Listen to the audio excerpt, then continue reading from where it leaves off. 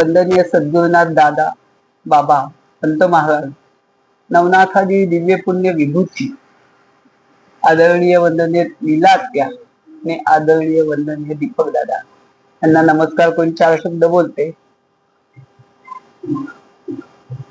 ही साई प्रसाद ही वास्तू होताना जे काय अनुभव आले ते तर प्रचंड भयानक आहे, ते तुम्ही ऐकलेले।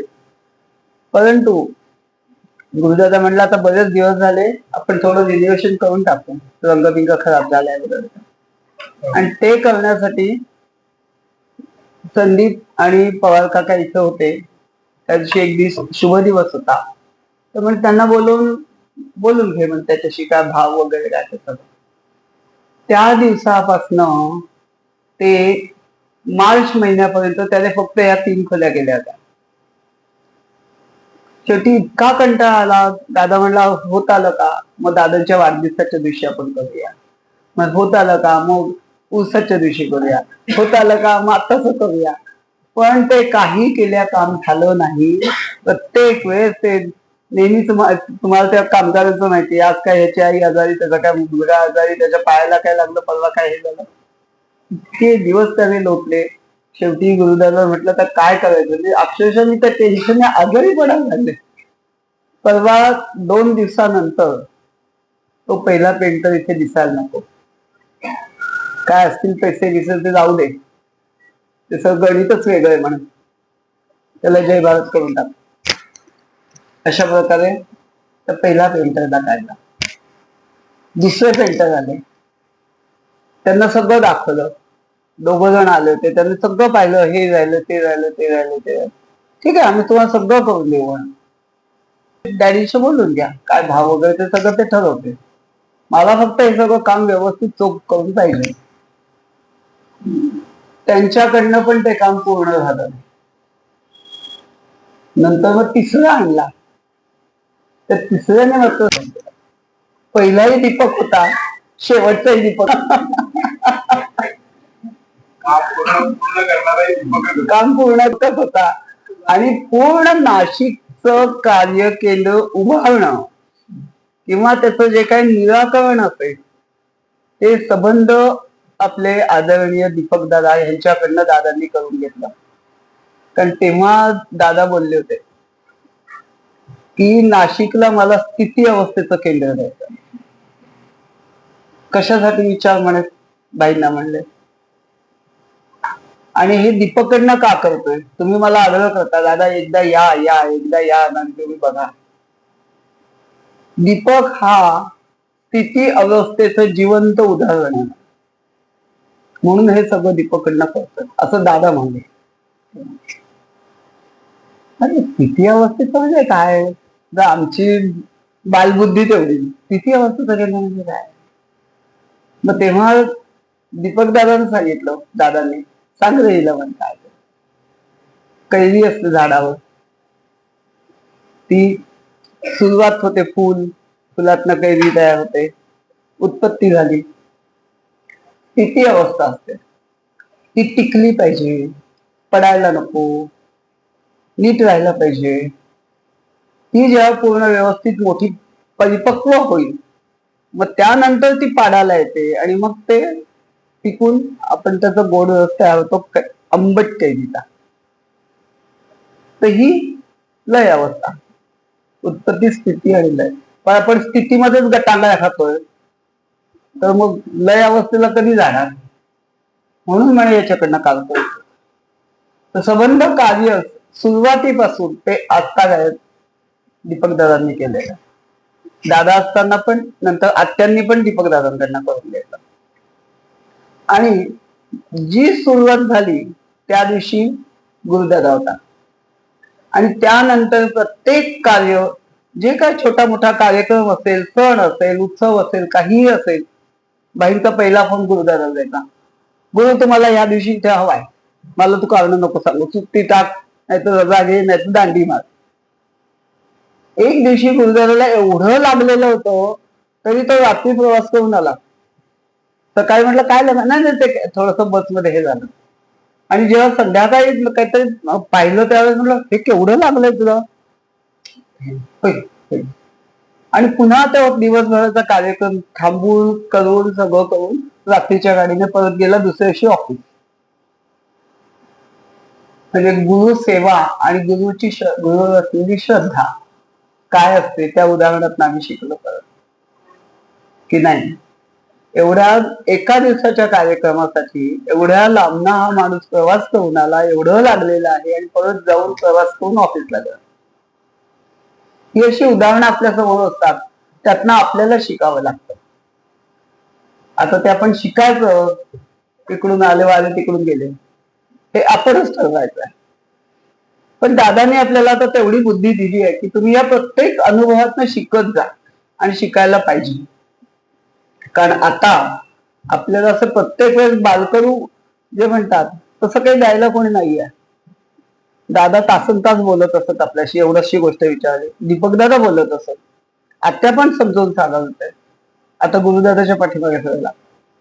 पण तरी सुद्धा आपण जर ह्यातनं शिकलो तर नक्कीच चांगलं बेटर होईल. आणि आता हे सगळे जे अनुभव आले आहेत ते दादा म्हणला की साईबाबाचं काम इतकं सोपं नाहीये. त्यावेळेसही एवढ्या अडचणी आल्या आणि आत्ताही एवढ्या अडचणी आल्या, पण तेव्हा भाई होते सोबत, दिसत होतं. यावेळेस सगळं एकटीवर आल्यामुळे खूप त्रास होत होता, त्याचा मानसिक त्रास खूप होत होता. पण आता यावेळेस डॅडींना फोन करायचो, निवेन भाईंना, निवेन भाई असं असं झालं, ठीक आहे मी बोलतो त्याच्याशी, सांगतो. हा, मग मनाला जरा एक आधार वाटायचा की नाही आता ते बोलतील, करतील काहीतरी त्याच्यात ना. अशा प्रकारे आपले हे कार्य जे रंगरंगोटीचं वगैरे जे काय कामं होती घरातली, टॉयलेट बाथची आमच्या सगळी व्यवस्थित पूर्ण झाली. मग गुरुदादा म्हणे आपण एक दिवस सगळ्यांना बोलवूया, इतक्या वर्षांनी आपण काही कार्य झालेलं नाहीये, वास्तुपूजा झालेली नाही, कारण 12 वर्षानंतर वास्तू शांत करायची असते. भाई 11.5 वर्षातच गेले होते, मग तेव्हापासून ते राहिलंच होतं. तर म्हणे आता आपण हा आपल्याला निमित्त आहे, ते सगळं व्यवस्थित झालेलं आहे, सगळं आहे, आपण वास्तुशांतही करूया आणि एक सगळ्यांना बोलून आपण एक दिवस छोटासा उत्सव करूया की जेणेकरून आपल्यालाही छान वाटेल, सगळ्यांनाही छान वाटेल आणि आपल्याकडे काही लोक येतीलही. त्याप्रमाणे आम्ही आजचा दादाच्या सांगण्याप्रमाणे आज छोटासा कार्यक्रम ठेवलाय. आपण सगळेजण आमच्या आनंदात सहभागी व्हायला इतका लांबचा प्रवास करून आलेला आहात, आम्हाला सगळ्यांना खूप आनंद झालाय. आणि तुमच्या प्रत्येक केंद्रावरनं म्हणा किंवा प्रत्येक गुरुबंधू भगिनीकडनं, त्यांच्या कुटुंबियांकडनं तुमच्या बरोबर आमच्यासाठी आशीर्वाद आलेले, शुभेच्छा आलेल्या आहेत. आपल्या सर्वांचं आभार, धन्यवाद. आणि असेच आमच्या बरोबर आमच्या पाठीशी उभे राहता. कार्यासाठी आपण सगळेजण एकत्र येऊन बाबा दादूचं कार्य त्यांना अपेक्षित आहे तसं आपण वृद्धिंगत करूया आणि त्यांनी घातलेल्या नियमानुसार आपण वागून एक आपल्या गुरूंचा गुरुमार्ग कसा वेगळा आहे, समिती सेवक दिसे आगळा, ते दादा म्हणे समजलं पाहिजे. तुम्हाला सांगायला नको मी या गुरूंकडे जातो, त्यात काहीतरी वेगळं आहे हे स्वतः समोरच्याने आपल्याला सांगायचं. तसं आपण करूया. शुभम.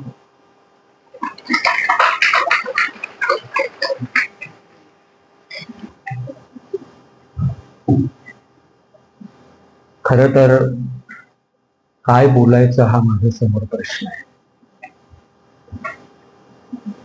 आपल्यापैकी बऱ्याच लोकांना माहिती असेल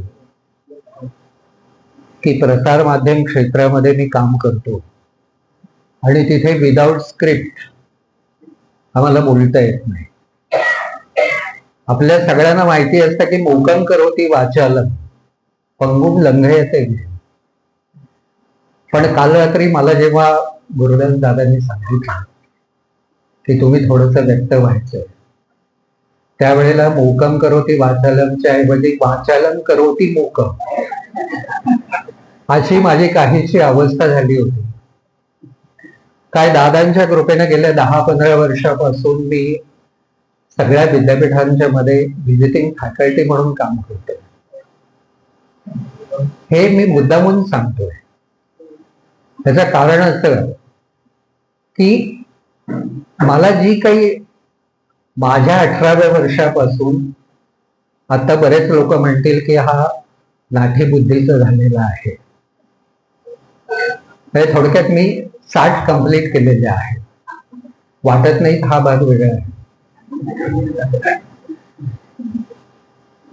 31 जुलै 2024 मी आकाशवाणी आणि दूरदर्शनला मॅक्झिमम काम केलं.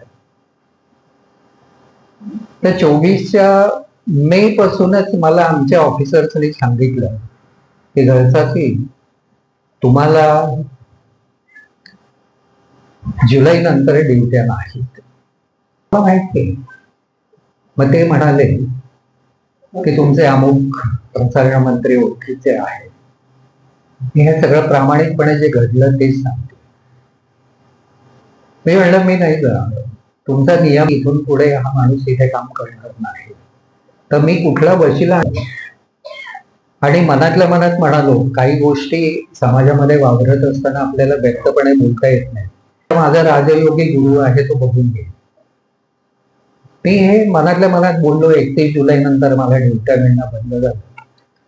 अर्थात सुदैवाने मी फ्रीलान्सर असल्यामुळे हे नसेल तर ते नसेल तर ते, पण आकाशवाणी दूरदर्शन सारखा अनुभव जो रेग्युलर होता. मी गेली 26 वर्ष आकाशवाणी दूरदर्शन या सरकारी माध्यमातच काम केलं. ही रेग्युलरिटी कुठेतरी खंडित होणार होते. मग त्याचं किंचित क्षणभरच वाईट वाटलं आणि गप्प बसलो. 31 जुलै 2024 नंतर विदिन 15 डेज मला एका माझ्या मैत्रिणीचा फोन आला. आमचे दूरदर्शन मधली कलीग. ते म्हणाले उमेश तुझं नाव मी एक रिक्वायरमेंट होती म्हणून सुचवलंय. म्हटलं मी हो त्यांनी बोलवलंय.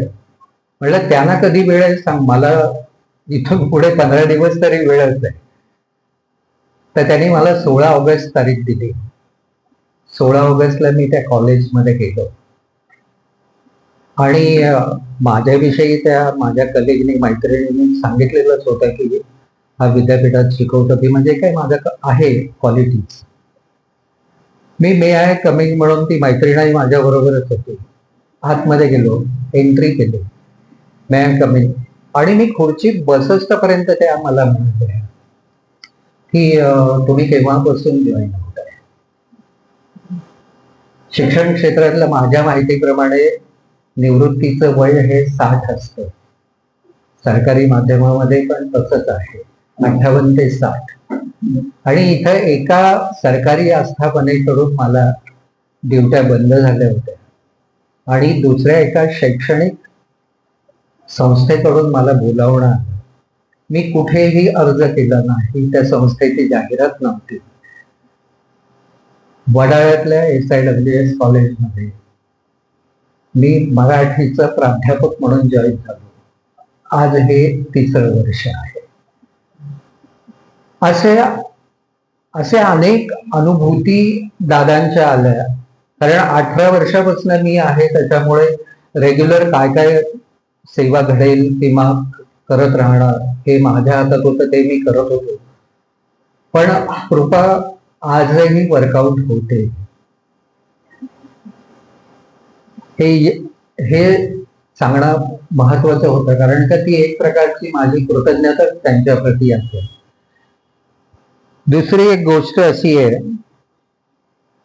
की मला ते आपण जे आरती नंतर 3 श्लोक म्हणतो सदा सर्वदा, त्याच्यानंतर ज्या ज्या ठिकाणी मन जाय माझे आणि तिसरा उपासनेला दृढ चालवा. माझ्या आयुष्यामध्ये मी जेव्हा विचार करतो तेव्हा या 3 श्लोकांचं महत्व मला खूप लक्षात आलं की मगाशी जी मी प्रचिती सांगितली त्याप्रमाणे सदा सर्वदा योग तुझा घडावा. सदा सर्वदा जर दादांच्या पाशी आपण असू आणि म्हणत असू की तुझे कारणी देह माझा पडावा. मी माझ्या पुरता माफी मागून सांगतो की मी माझ्या पुरता पडावा हा शब्द बदललाय. तुझे कारणी देह माझा घडावा. हे घडणं खूप महत्वाचं आहे. याच्यातनं आयुष्य घडतं आणि ही प्रचिती अशी वारंवार येऊ त्याच्यासाठीच. आणि ते उपेक्षा करतच नाही. आपल्यामध्ये जे काही गुण असतील दातृत्व असेल किंवा जे काही चांगले गुण असतील त्याचा विकास आपोआप ते घडवूनच आणतात. म्हणूनच उपासनेला दृढ चालवावे, भूदैव संताची सदा नमावे, सत्कर्म योगे वय घालवावे, सर्वामुखी मंगल बोलवावे. आजच्या सोहळ्याला अक्का तुम्ही आवर्जून फोन करून बोलावून घेतलं आणि या सगळ्या गुरुबंधूंचं एक प्रकारे दर्शन झालं, याबद्दल मी आपल्या सगळ्यांचा ऋणी आहे. आणि जाहीरपणे एक वेगळाच अनुभव बोलतो आणि मी थांबतो. संजयराव आणि पांडेजी, जगदीशजी, तुम्ही खूप वेळेला रिक्वेस्ट केली की तुमचं मनोगत तुम्ही त्या चॅनलवरती व्यक्त करा, पण आज तो योग आला. धन्यवाद. धन्यवाद.